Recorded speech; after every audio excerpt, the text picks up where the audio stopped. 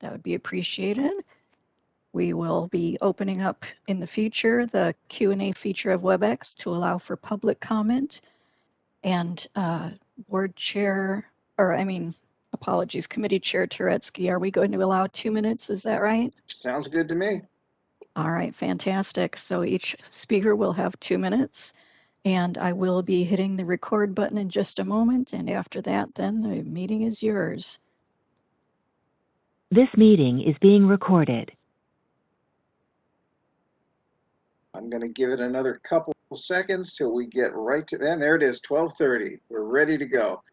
Okay, my name is David Turetsky. I am the chair of the Legislation and Regulation Committee, and we will begin the meeting by taking a roll call and establishing a quorum. Dr. Kawaguchi. Present. Ms. Linden. Present. Mr. Moradami. Mark, are you there? All right, Mr. Moradami is not on the call at this point. Ms. Sims. Present. All right, we have a quorum.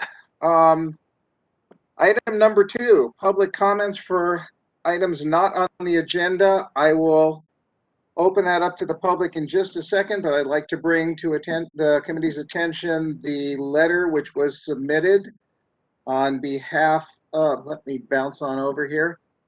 I believe he is a major, Major John J. Kim, and the committee can take a look at that if you have not yet done so.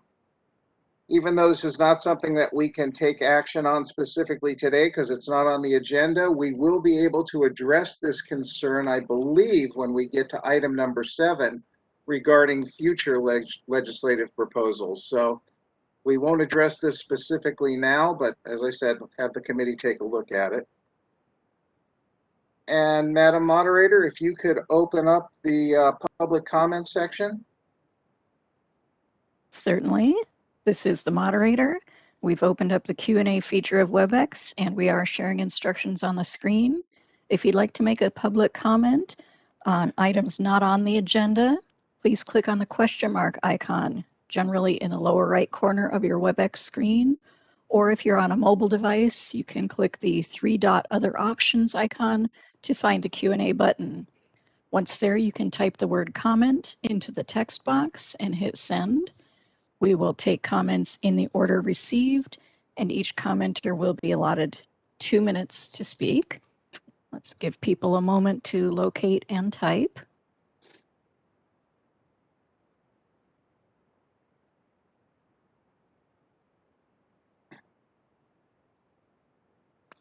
And I see no request yet for public comment. Shall I close the Q&A feature? If you would, please. Thank you. Okay. Moving on to item number 3, discussion and possible action to adopt the April 23rd, 2021 Legislation and Regulation Committee meeting minutes. Do I have any comments from the committee members?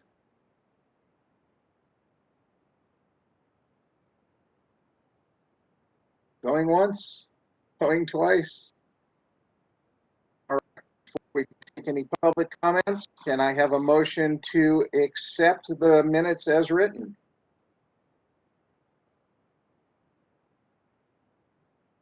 So moved. It's Dr. Kawaguchi.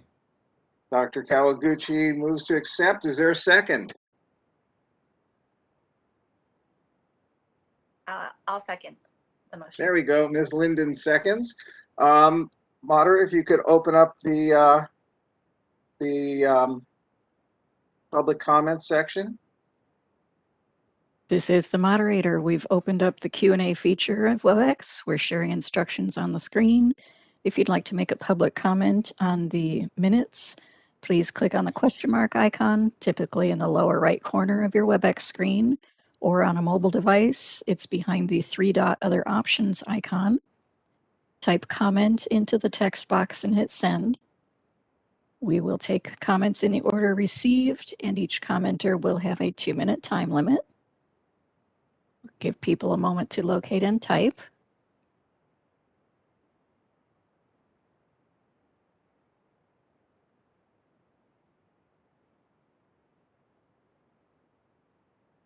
And I see no request for public comment. Shall I close that feature? If you would, please. Thank you. All right, so we have a motion on the floor to accept the meeting minutes as written. I will take a vote. Dr. Kawaguchi, Aye. Ms. Linden, Aye. Mr. Moradami, still not with us. Ms. Sims, Aye. and I, Dave Turetsky, I will vote aye, so the minutes are accepted. All right, moving along to discussion and possible action on the 2021 to 2025 strategic plan and the items that are relevant to this committee. This is item number 4. There's one specific item which is relative to this committee, and that is the goal area number 3, law and regulation, where it states that the board works to establish and maintain fair and just laws and regulations that provide for the protection of consumer health and safety and reflect current and emerging efficient and cost-effective practices. So as we go through this, as I scroll down to get to it, I'm just going to sort of take this as groups, 3.1, 3.2, 3.3, etc. And we can bring up any questions, concerns, or comments that members of the committee or the public may have for each specific item. So, item 3.1, advocate for the adoption of new opticianry statutes and regulations that seek to clarify the principles of the profession and provide better consumer protection for those who are seeking opticianry services. So we have 3 points, 3 bullet points there, 3.11, 3.12, 3.13. Mark, do you have anything that the committee should be aware of on any of these bullet points? Hi, Dr. Turetsky. I think the one thing I would add is just the parentheses there, using data from occupational analyses. We are in the process of doing. Mark, you are breaking up. Oh, can you hear me now? Oh, can you hear me now? This is the moderator. I can hear you. Okay. Can everyone else hear me okay? Yes, I can hear you. Okay, looks like Dr. Turetsky's video is oh, there we are. Dr. Turetsky? This is moderator, or is it my connection, or are you having trouble hearing as well? It sounds like it might be local on your side.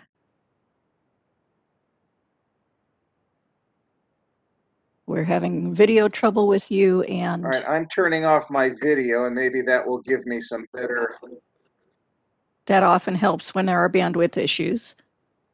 Say something again, moderator. And can you hear us yet? Yep. Dr. Okay. Now Oh, I hear okay. everything that's going on. Mark, I couldn't hear anything you were saying.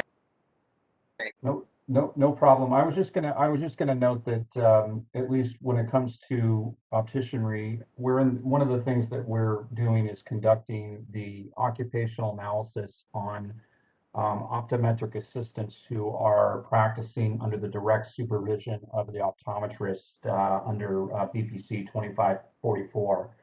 And I know that we're planning to, I believe that OPS will have that for us sometime early next year, if I'm not mistaken, which I think would inform some of this 3.1 discussion. Okay. Do any members have any questions or comments for Mark or for the committee, or any comments in general? Okay.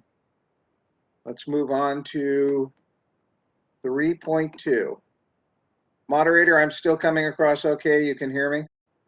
So far, so good. Oh, good. Okay. 3.2. Promulgate rulemakings to effectively regulate practice within mobile clinics and home settings to provide better consumer protection for those who are seeking optometric services.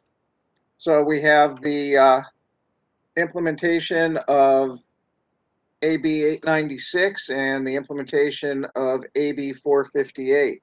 Mark, you're the policy analyst. You're responsible for this. Can you give us any updates on that, please? Sure. So both of these reg packages, and we'll be, touching on reg packages as an agenda item later in the meeting, but both of these are in various stages of process. 896 specifically, we did have approved regulation that the board approved back in May. And we've begun that process by doing some workload analysis and trying to figure out who's going to be doing what, because it is going to be kind of a big package to implement. And our sunset bill, AB 1534, also gave us additional authority to allow the owner and operators to register, or I shouldn't say allow, to require the owner and operator of each mobile unit to register that with the board. So that is something that will probably require a revision in those regulations. And we do have until the sunset bill also extended the implementation date of AB 896 from January 1st of next year to January 1st of 2023.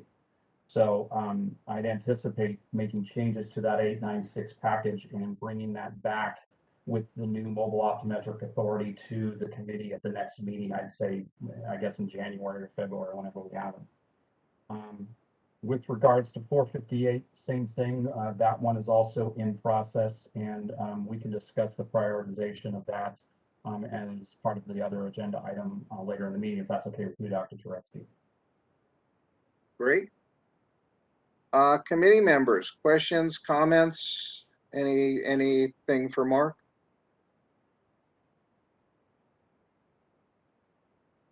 All right. 3.3. Explore current and emerging methods, opportunities, and technology to increase access to care while maintaining a world-class standard of vision care. And examples are scope of practice, delegation of authority, and telemedicine. And I see policy analyst again there. So Mark, any updates? Well, I don't really have any updates, just in the sense that this is an issue that has been in our committee, or in our minds for the last couple of years, and there have been some issues that have kind of overcome that, especially sunset review and some other issues. But I think what would be helpful, at least for me, is to perhaps the committee or the committee can help us identify maybe some various issues within telemedicine that we could take further research steps towards and bring back. I mean, we do have a completion date for that step, maybe not until 2023, but I think it would be helpful for me and for other folks that we'll be working with to just maybe get some ideas of things to look at within telemedicine.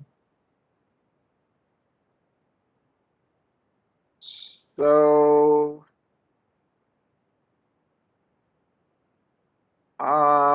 we've already at a past board meeting several years back, we did have 2 or 3 telemedicine folks give presentations to the board. That was before telemedicine took a much higher priority with COVID. Do board members have any, or committee members have any thoughts as to how we can assist the staff in identifying telemedicine issues and things that they should be researching? It's Glenn. I could make a comment. So, in attending the last ARBO meeting, this was a topic of discussion for ARBO as well. And as part of that discussion, they had, I think it was 2 states discuss things that they had been doing. I believe that Minnesota actually implemented some law changes. So I think that'll be one of the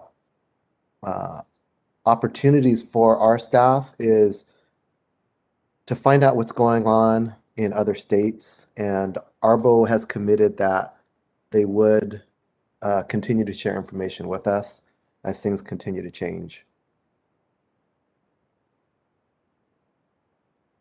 Shara, are you on this call? I am here, Dr. Turetsky. Oh, hello.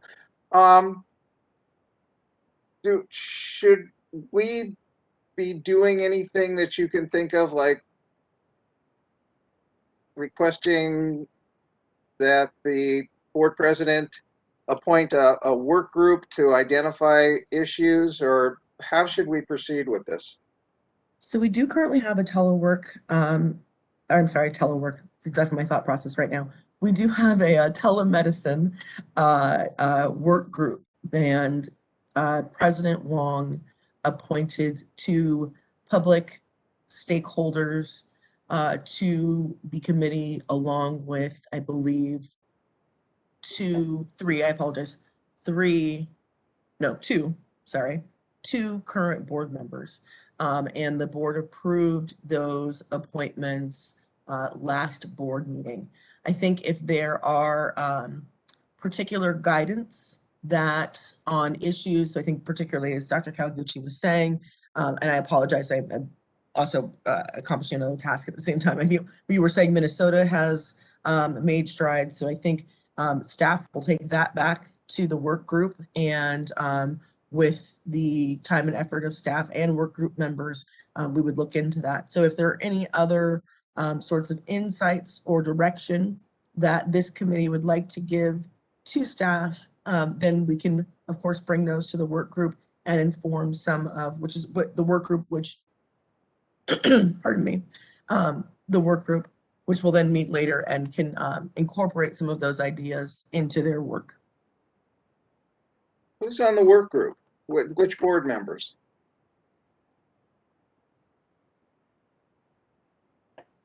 Give me one moment. You need to phone a friend? Our phone a friend is always our website, where we try to keep all those things up to date. Because for the life of me, I can't remember that at the August meeting. No problem at all. So yes, so the board approved the appointment of public stakeholder Madhu Chawla, as well as public stakeholder Deborah McIntyre. From the board, Dr. Joseph Pruitt and Ms. Sims have been appointed to engage in the telemedicine work group as well. Excellent. Okay. We got everything we need there. All right, committee members, any additional comments on 3.3? Okay, moving on to 3.4. Pursue sunset review legislation that modernizes language and concepts in the light of current and future practice, that synchronizes the expiration dates of fictitious name permits to align with renewals of general licensure and statements of licensure, and that implements a license verification fee to support unfunded staff work. Okay, that just sounds like a lot of cleanup stuff. Licensing staff, policy, there's a lot of folks involved with this. Any updates or anything specific that the committee should be aware of?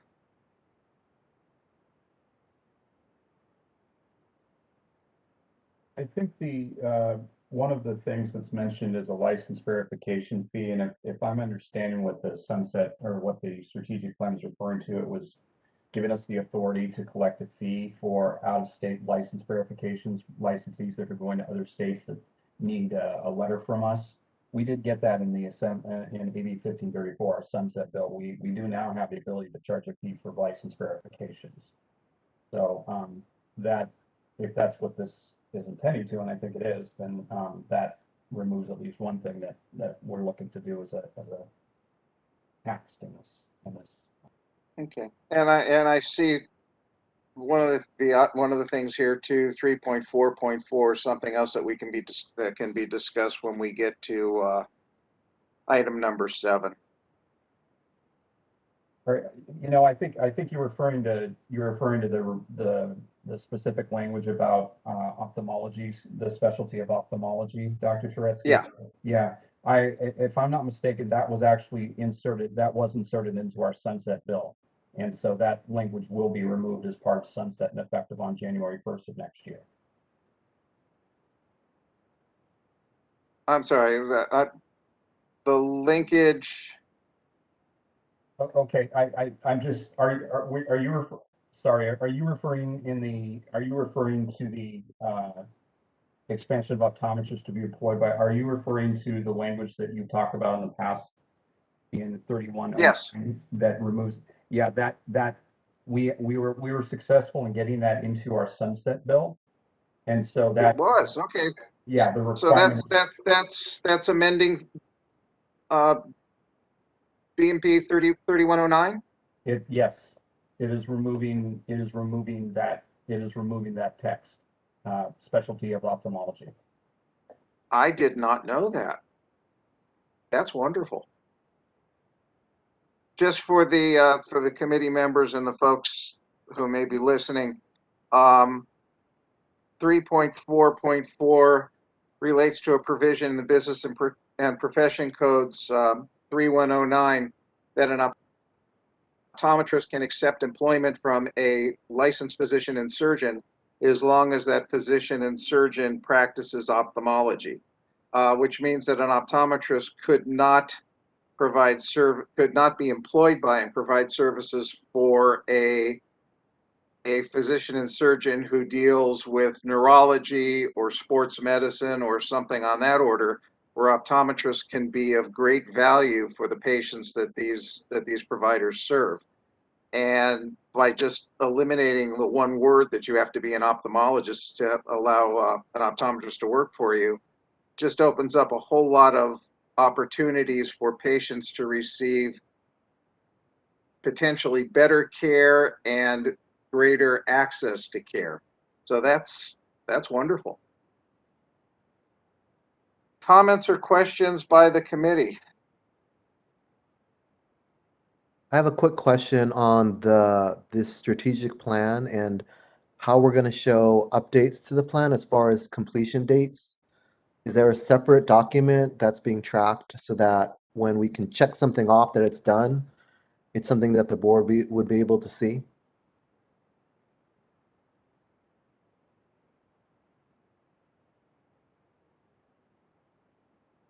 Mark? Shara? Yeah, hi, Dr. Kogut. We will be providing regular quarterly updates, I think, to the board, which will set out what staff has been doing in conjunction with the committee's lead on these various various items. So yes, we will be tracking that and we'll be giving that to the board. Okay. And if I may, there will be the intention. So staff is also furiously writing on a tracking device where they're taking down your comments at the committee meeting today, as well as we had the CPOC meeting earlier today, in order to track the next moves and directives from the committee. And then we will, each committee meeting, bring back those directives, ask for next steps and input. And then we will, of course, at each quarterly board meeting, provide an update, a document that shows which objectives have been completed and where we are in achieving the other objectives. Thank you. Any other comments or questions? 3.5, monitor changes in federal law to identify methods that will strengthen existing California legislation regarding the sale of contact lenses and eyeglasses to improve enforcement and enhance consumer protection. We don't have a dispensing optician committee member on with us, but policy analysts and executive officer, anything that you can provide to the committee?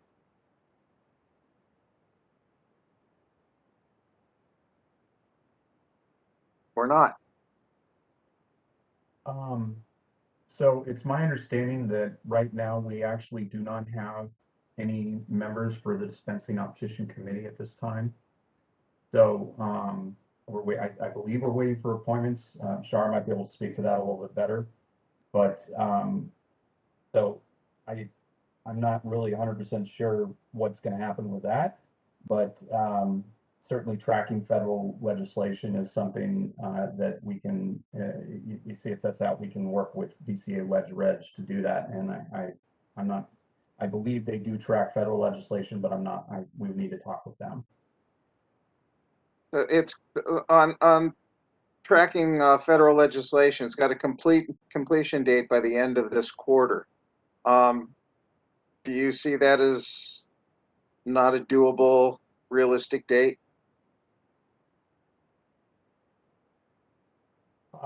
No, I think that's a doable, realistic date. It's just a conversation that we need to have with the ledge unit to determine if and how we could track federal legislation that would be specific to contact lenses, eyeglasses, et cetera. I think we would just need to have a discussion with them about what's available, what tools are available, and how we could use them. So Shar and Cherie, you guys are the ones that look like you're responsible for this. What do you need from the committee to assist you in tracking this?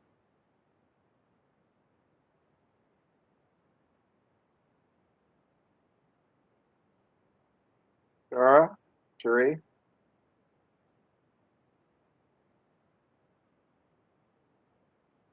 I'll just jump in real quick. I don't know if we need anything specifically from the committee at this point. I think the first step is to have a conversation with the Ledge Reg folks, and we can report back to the committee at the next meeting the progress on that. Okay.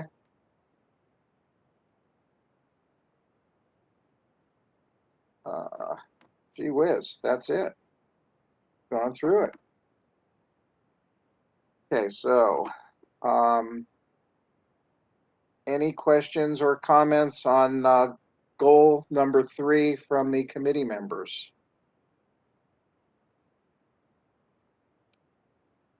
Can I get a motion to accept goal number 3 as written and move forward with any necessary presentations or information that we need to present to the full board?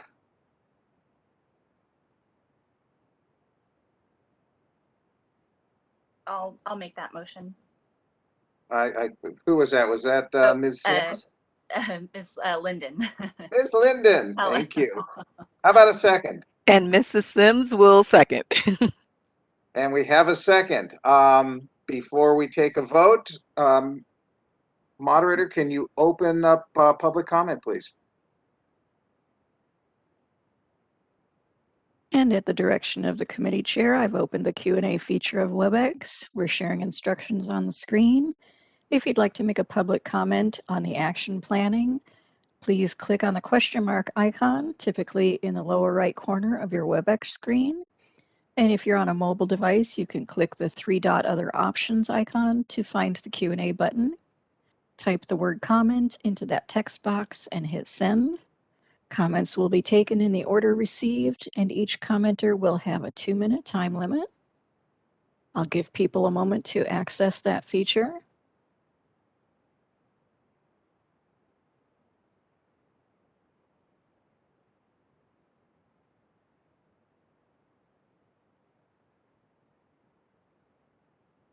And I see no request for public comment. Shall I close the Q&A? If you would, please. Thank you. Okay, so we have a motion on the floor. It's been seconded. I will take a vote. Dr. Kawaguchi. Aye. Ms. Linden. Aye. Ms. Sims. Aye. Mr. Moradami is not with us, and David Turetsky votes aye. And we'll move on to item number 5, update, discussion, and possible action on the following rulemaking packages. And I think, Mark, this is all yours. Okay, thank you. What we wanted to do was just to provide the committee an update on the status of these packages. It's largely the same as the regulatory update we give to the full board, and we gave last in August 31st. But what I wanted to do, and I know everyone's looked at the materials, but wanted to get some discussion or at least some direction from the committee on the prioritization of the regulatory packages. in 2022. Just a brief background. We've had some, as the board well knows, we've had some staff shortages since late 2019, and I have had to cover a lot of other work that is outside of my normal role, such as administrative work and board meeting scheduling, things like that. So I have not been able to devote the time that I would like to getting these reg packages done. We do have some new personnel that has come on, and I think that I'll be able to sort of transition into more regular work on these rulemaking packages. But I would just appreciate the committee's direction as to what we should be looking at for priority, because as you can see, we have basically 8 approved regulatory packages, and in the memo, there is a quick layout as to what happens with the rulemaking. And it's a long process. It requires multiple steps, multiple reviews, multiple approvals. We're really hoping to kind of get some stuff done in the next 6 months. So I think just having the committee just kind of weigh in on what we should be really prioritizing over the other would be really helpful, at least for my work in determining that. As you can see in the discussion portion of the memo, we do have a couple of staff identified regulatory priorities. The one that I have been working on in the last couple of months when I've been able to is the CE reg changes, which were approved back in 2020, and then we also had some additional updates on August 31st. This rulemaking package, it is completed and it has been sent to DCA Legal for review. We actually just did that this week. So that is at least starting that process. The next one I think we'll be looking at is 8896, which does require implementation. That is a typo. The statute requires implementation by January 1st, 2022. It actually requires implementation by January 1st of 2023. And as I mentioned earlier, that will be something that we will be looking at in the next couple of months. And I would anticipate bringing back that regulation to the committee to incorporate the changes brought by EB 1534, which adds the authority for mobile optometric registration. I would imagine bringing that back to the committee then.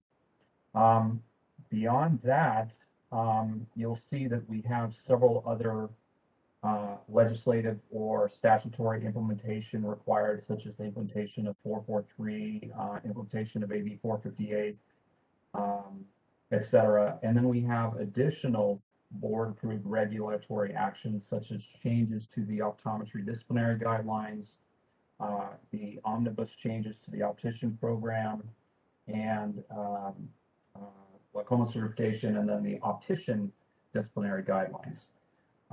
One thing that I would also just kind of note is that AB 1534, we're just starting to kind of take a hard look at how that's going to affect our regulations and how we may have to bring back some of these packages to the committee and to the board, because it will affect some of the text that has already been approved by the board for these regulatory packages. That AB 1534 may change that. So I would just kind of keep that in the background as we discuss how to prioritize this work.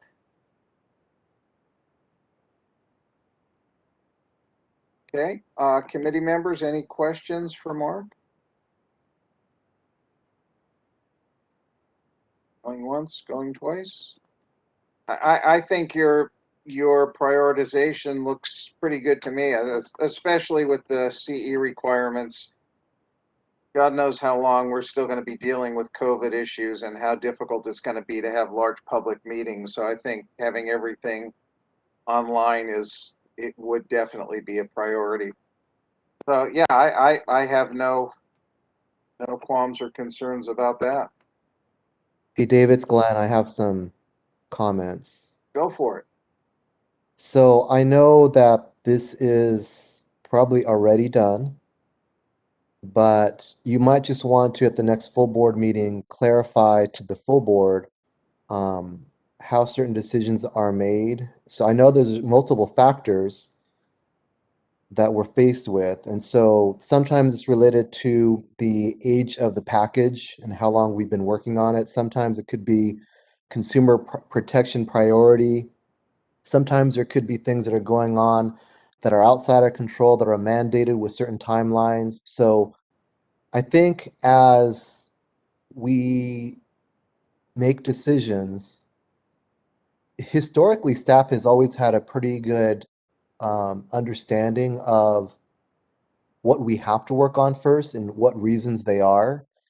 And so I would just say to bring back to the full board, just the conversation of here's how we've organized the priorities and here's why for each individual one. So each individual package that we're working on has a priority for different reasons. And just to kind of spell it out, and if there's any disagreement from the board, then they're going to voice their opinion at that point. I think that's an excellent idea, Dr. Kawaguchi. We will do that. Any other questions for Mark? I have an additional comment. Go for it. So, Mark, the way that you set up the beginning of this agenda item was very, very good. It was really clear, really concise about where we're at with all these different packages. So I just want to let you know that I appreciated that. Thank you, Dr. Kawaguchi. Glad it worked. So let me propose a motion that we accept the prioritization of the regulatory packages as presented and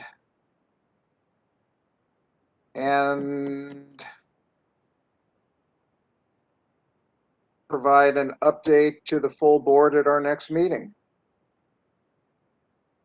Board Does that- Member Sims seconds that Does that sound motion. okay to you, Glenn? Who made the first acceptance?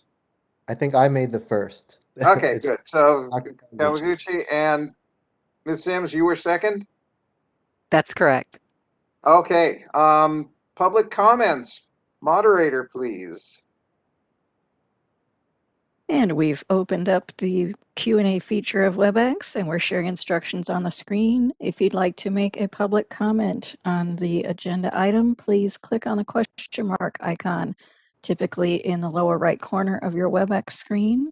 Or if you're on a mobile device, you can click the three-dot other options icon to find the Q&A button, and then type the word comment into that text box and hit send. Comments will be taken in the order received, and each commenter will have a 2-minute time limit. I'll give people a moment to locate and type.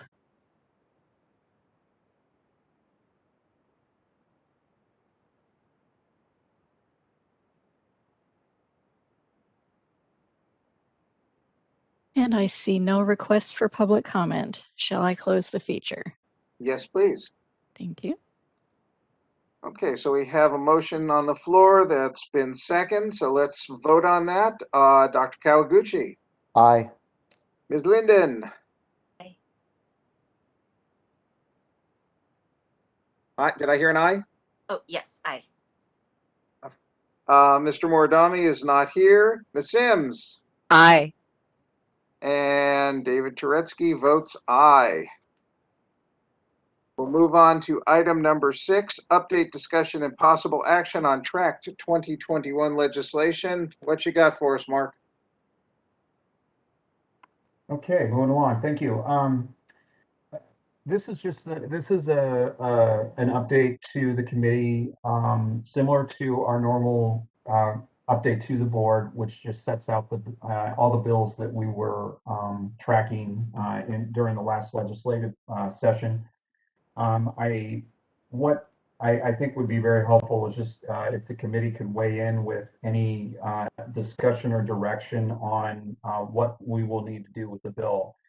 You will see under the comments that we do have some ideas. Some of the bills, for example, AB 691, sets out that the board, it actually said into statute directly that the board can just put out a form based on statute, registering licensed optometrists for immunizations. So we have begun implementation of that bill. Same thing with SB 509, which establishes procedures for temporary licensure.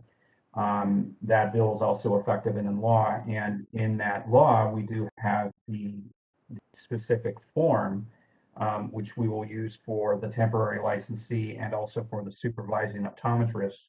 So we have begun work to implement that bill as well. I think what would be helpful is just maybe if the committee had some additional thoughts or things that staff could be doing to implement any of these bills. I mean, obviously, as I mentioned earlier, AB 1534 will spawn some changes to some existing regulatory packages that we will need to bring back to the committee and to the full board. Potentially maybe its own regulatory implementation. We haven't gotten that far yet. We're still kind of reviewing the whole bill. But certainly if there were any sort of direction that or thoughts that you could weigh in, would really appreciate that here. So if there's any committee members that have comments or thoughts to present to Mark, please do so. I'll ask you a question, Mark. With SB 509, so that has been signed into law, correct? Yes. Yes, it's. But we still have to wait for regulations, correct? We do not So have to wait. when, Oh, no. I'm sorry, what were you going to say? I'm sorry. No, we do not have to wait for regulation. We're still kind of assessing the impact of that bill for temporary licensure. But the bill does have a very specific provision that the board shall not be required to adopt regulations to implement this section, because a lot of the specifics are in statute, so they are in law and in effect. Have you heard anything from any stakeholders, insurers like IMED, VSP, any of those folks, that they would allow somebody who has a temporary license to be providers on their panel? Have you heard anything from anybody on that? I have not, no. I don't know if I think Christine Schultz from COA is on the call here. She might be able to, as public comment, she might be able to weigh in on that, but I have not. Yeah, and I'd also like to know if these folks, if they are they able to get to become providers under Medi-Cal or Medicare with a temporary license. So it's just interesting to see how this will evolve, but it's obviously a necessary thing with what we went through in 2020. Okay. Anything else specifically that you need from the committee, Mark? I mean, I guess not at this time. I mean, we will be bringing any changes back, obviously, to the committee, and we'll be making our full, regulatory and legislative report to the full board. And certainly, as we continue to work on implementing these bills, if there are things that come up that we need the committee's assistance with, certainly you guys will be the first to know. Okay. Yeah. I have a comment, Dave. So, Yes. Mark, I would normally offer up a suggestion, but the question was so broad that I'm open to whatever support you would need from the committee. So if things are changing and we would have to have an out of cycle meeting, if there's a specific reason you have that you need to touch base with us, I'd be open to those kind of things just to kind of let you know. But Absolutely. I'm not sure exactly what you're looking for, so. Well, yeah, it's kind of a broad agenda item, but just even that, Dr. Kawaguchi, that willingness is really helpful, because we're still, it was a pretty big legislative year for us. We had a lot of things going this year, and we, our bill was, our sunset bill was quite large and implements a lot of changes. And so we're, that and the temporary licensure and immunization, and then obviously the scope of practice changes brought by 84.7. We're still kind of assessing how all of this is going to happen and how all this is going to work. So certainly committee input going forward will be really critical. So thank you for that. Any other committee members? Danny, can I ask you a legal question? Do we need to take a vote on this? I'm sorry, take a vote on what actually. On what we just discussed for item number 6, is it necessary to take a vote and approve this, or can we just move on? It sounded like it was just informational, if I'm not mistaken. It's strictly informational. I wouldn't say so then. Okay, good. Moderator, public comments?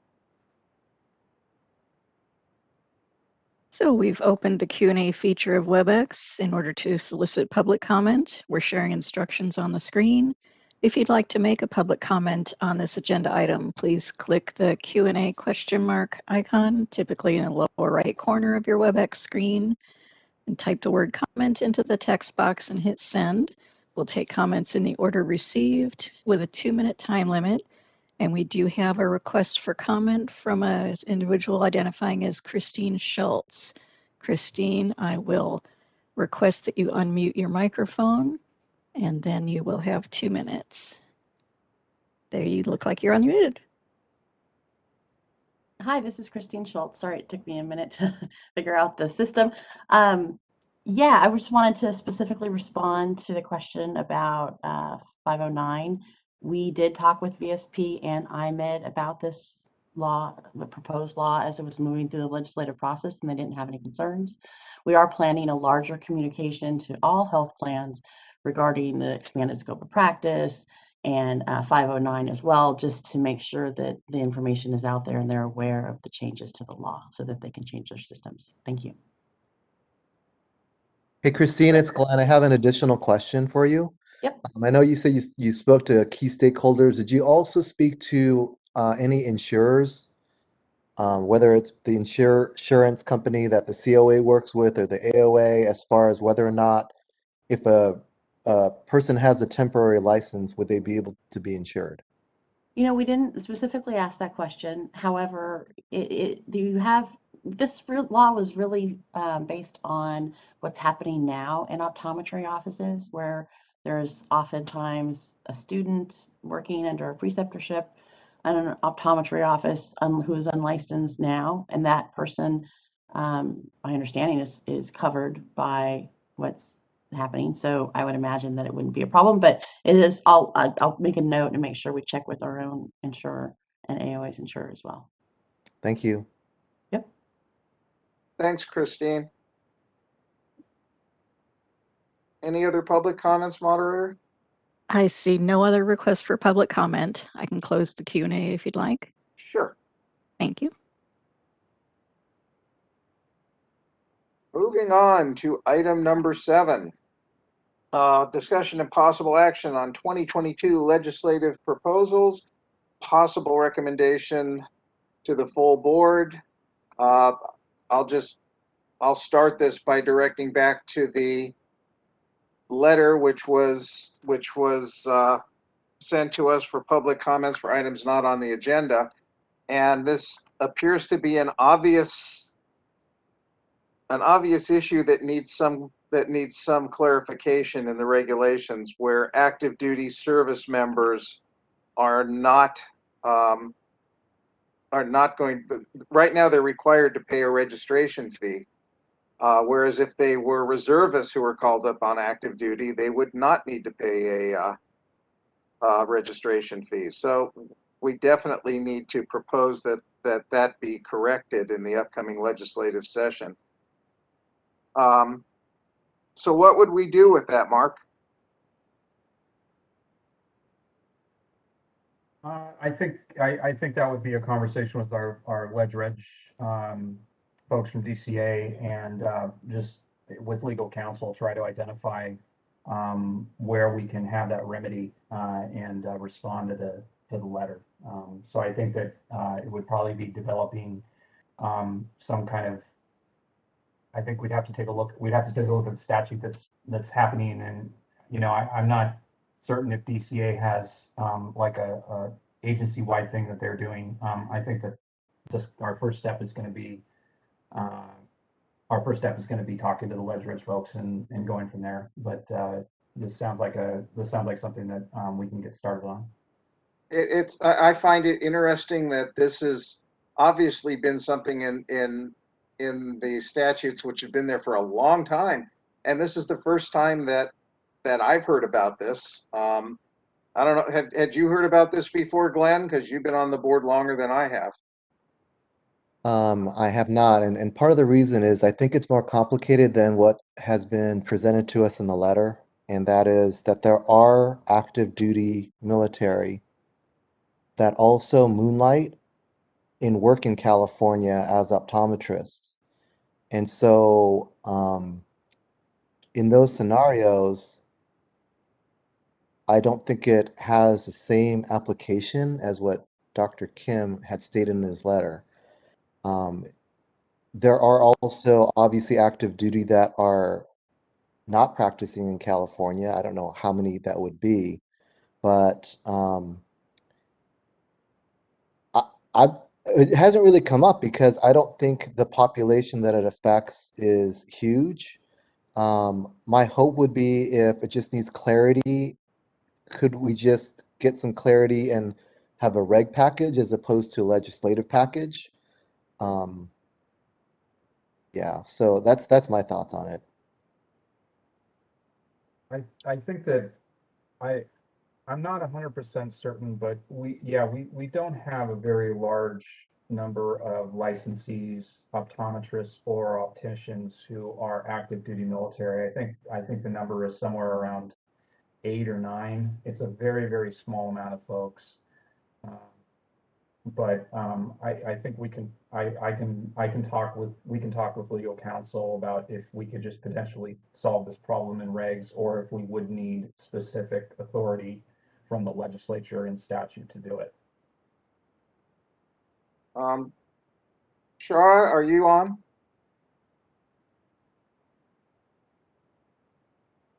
Shara's not on. Mark, maybe you can answer this. For these, what do we do for these folks that have an upcoming registration that's going to be due? Is there a way that the board or the executive officer can waive the fee, or are they still just going to have to pay that fee and there's nothing that can be done about it? And for these specific folks who are stationed out of California and do want to maintain a California license, what can we do until something is put into statute or regulations? I believe there is authority somewhere, and I don't work in licensing, so I don't know. I know that there are multiple statutes that give waivers for military personnel for folks. I don't know enough about what authority we have or what the authority the executive officer may have. I'm pretty sure she does, but I just don't know the answer to that question. I can research that, or we can research that and bring that back to the committee if you'd like, or Sure. potentially to the full board. Yeah, I mean, we can't rectify what's been done in the past, but we can certainly try to make things right going forward. Okay. Committee members, any other thoughts for legislative action for 2022? Yes, I'd like to weigh in on this one. As was mentioned before, if there are more specific details and a little more than what was presented in the letter, once that is brought back to us if we can highlight what some of those specific points are so that everyone is on the same page and has the same understanding of what it is. Agreed. Okay. I have that down. We will do that. Thank you, Mark. I have one more comment on it that I was just thinking about, and that is it would be helpful if this becomes an agenda item, and obviously that's up to our board president ultimately. But I do know that speaking separately for non-military optometrists across North America, we all have to make choices on whether or not to maintain licensure in specific states to allow ourselves to be mobile should we have to be. So I want to make sure that whatever research we do, that it includes to make sure that we're not just only talking about the military, that it's encompassing of the overall licensure process and how it compares for all people, all optometrists, all licensees. And I can give an example. I mean, if you're not clear on what I'm talking about. No, I know what you're talking about. I mean, I could have a license in Idaho right now, and as well as California, and I might think there's no reason for me to keep my Idaho license. I don't want to continue doing the CEs there, and I could just let it expire. Or I could continue to do the CEs and pay for it because I might go to Idaho one day, but I don't know if I will for sure. Right, and so it's a choice that we all have to make, and Yeah, in order to practice maybe at some point. So just wanted to throw that out there. good point. I believe that Dr. Garcia is a reservist in the armed forces, and maybe we could request that the board president speak to Dr. Garcia, and maybe I think Dr. Garcia has also talked to Major Kim. So maybe we could get some updates on this at the board meeting from Dr. Garcia from the standpoint of somebody who's actually served. Shar, are you on the line? Cherie, are you on the line? You still with us, Mark? I'm still here. I'm here too. This is Cherie. Oh, hi, Cherie. Would it be possible for either you or Shara to ask Dr. Wong to speak to Dr. Garcia about this, and maybe he could enlighten us at the next full board meeting? Yep, we will do that. Appreciate it. Thank you. Absolutely.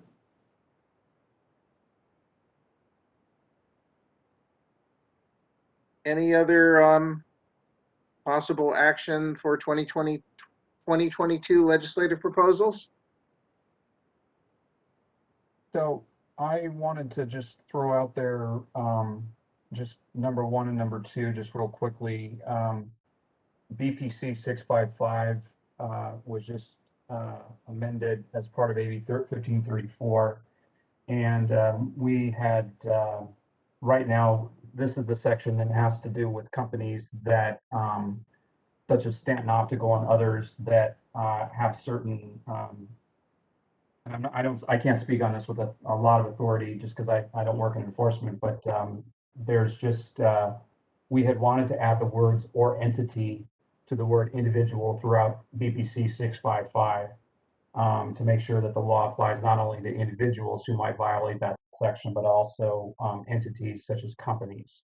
In looking at this, we probably should have worked up some potential language for the committee, and I apologize for not doing that. But at least if perhaps the concept, we could potentially bring this concept to the full board for a possible legislative change.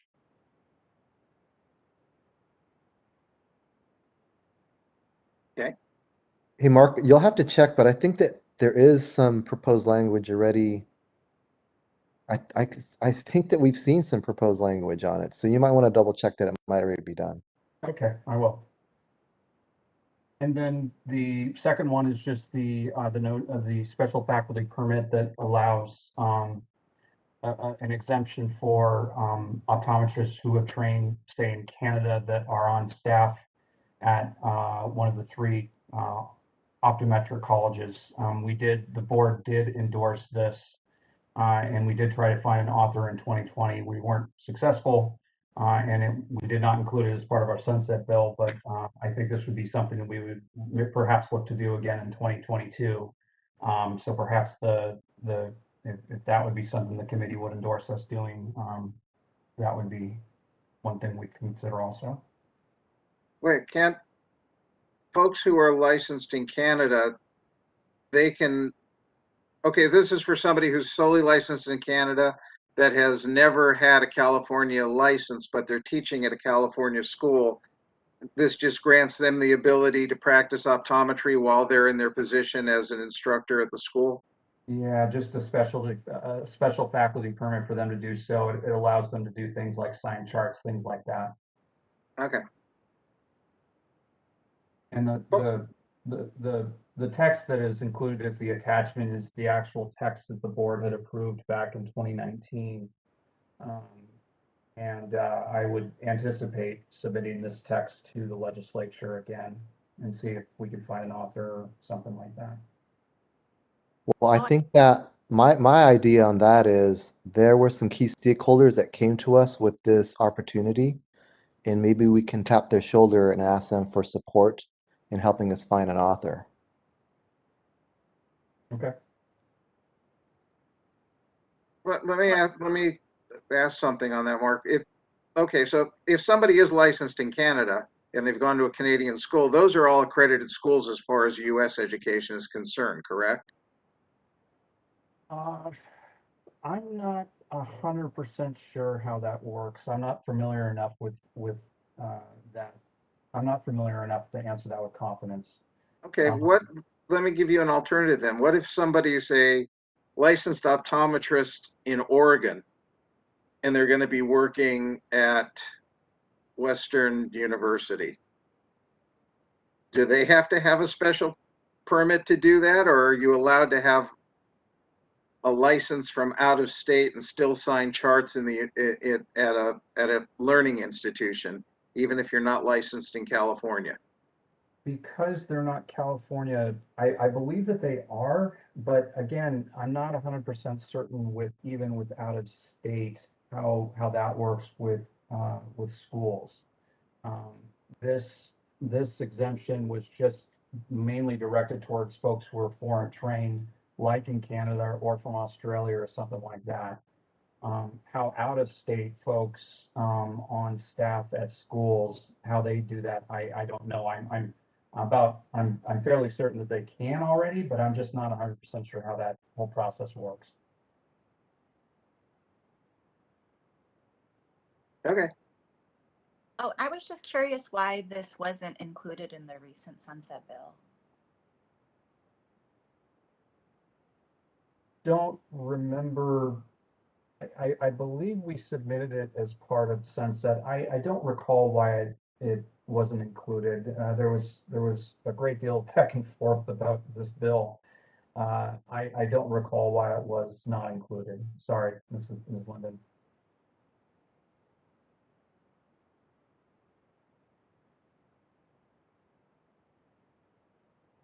Anyway, Dr. Turetsky, that's everything I had. I mean, certainly, if there were any other suggestions that we should, look at, staff should look at for legislative proposals, certainly happy to look at those as well. Or All right. Well,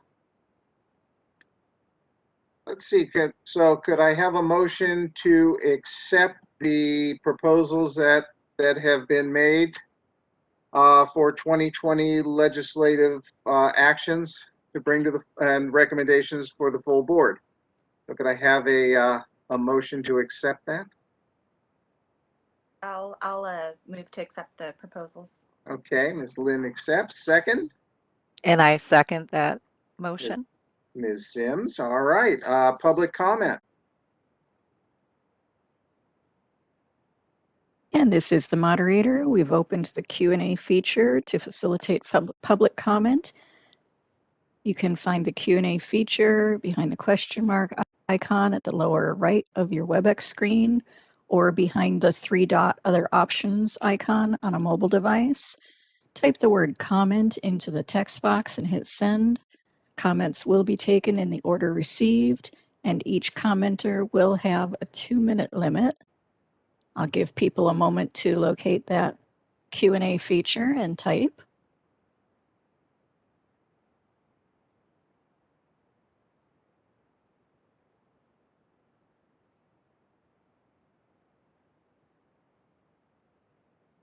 And I see no requests for public comment. Shall I close the feature? If you would, please.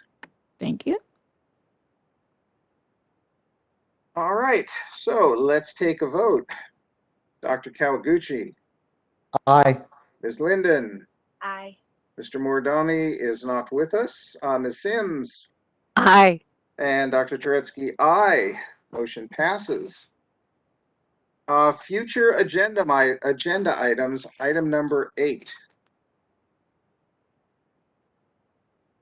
Any comments from the board or from the committee?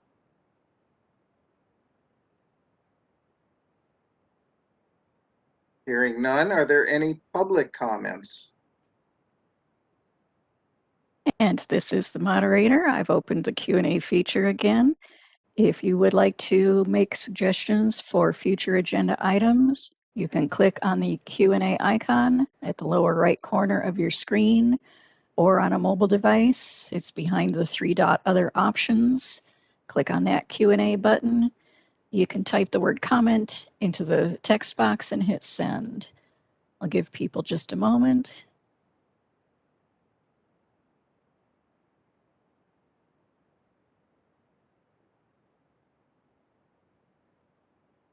And I see no request for public comment. Shall I close that feature? Yes, please. You're welcome. And with that, we have concluded all the agenda items for today's meeting other than agenda number 9, which is adjournment. Thanks everybody for participating. Thank you very much, moderator, for an excellent job. Thank you, board staff, and thank you to the public who have contributed to this. Have a good weekend. Thank you, everyone. You as well.